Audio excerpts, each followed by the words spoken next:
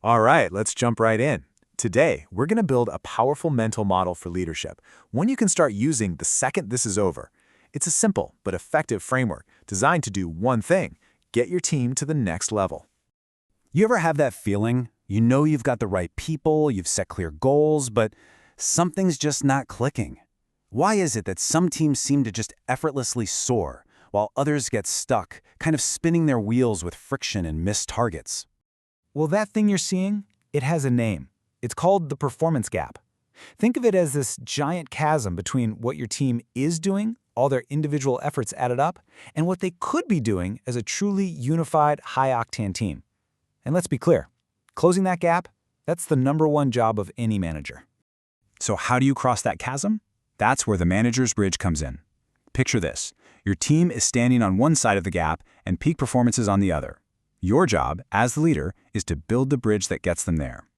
And you know, any good bridge, any strong bridge, absolutely needs two things. First, you've got the pillar. That's you. That's your direct leadership, the strength and guidance you provide. And then, just as important, you've got the bedrock. That's the culture of your organization, the stable ground everything is built on. And you absolutely cannot have one without the other. So let's start with the piece you have the most direct control over: you. You are the pillar. The entire structure, all the trust that holds this bridge together, it rests squarely on your shoulders, on your actions and your behaviors. So what does it take to be that pillar? Well, it really boils down to 3 critical actions. First, you have to lead with emotional intelligence, with EQ. Second, you've got to empower your people, not hover over them. And third, you have to be the model. You've got to walk the walk. Now that first one, leading with EQ, this is so important. This isn't about being soft, not at all. It's about being smart. Because when you genuinely show you care about your team as human beings, you build what's called psychological safety.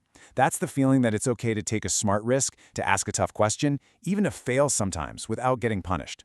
And that is the environment where people do their absolute best work. Okay, so you're being a strong pillar.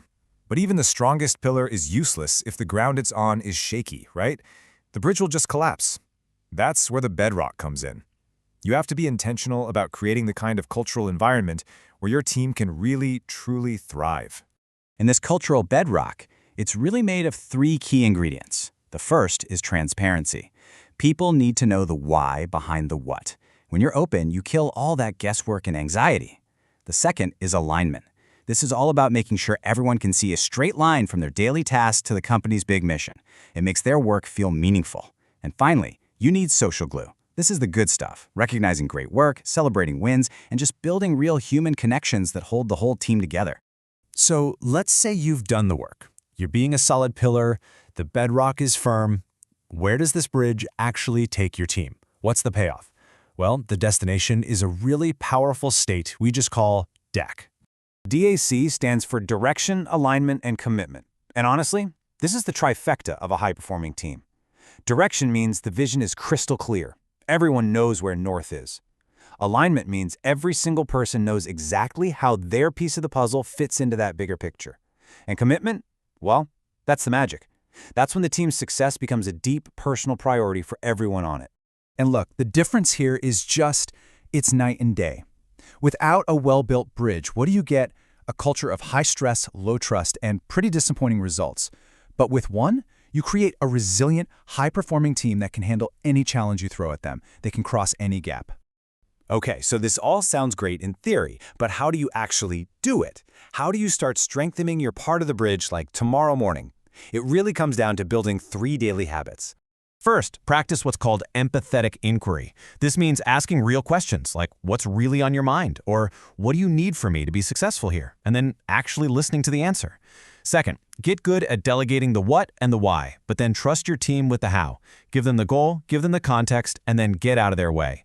This builds incredible ownership. And third, model the behavior you expect. It's that simple. If you want people to be accountable, you have to be accountable. Your actions speak way louder than your words. So I'm going to leave you with this question.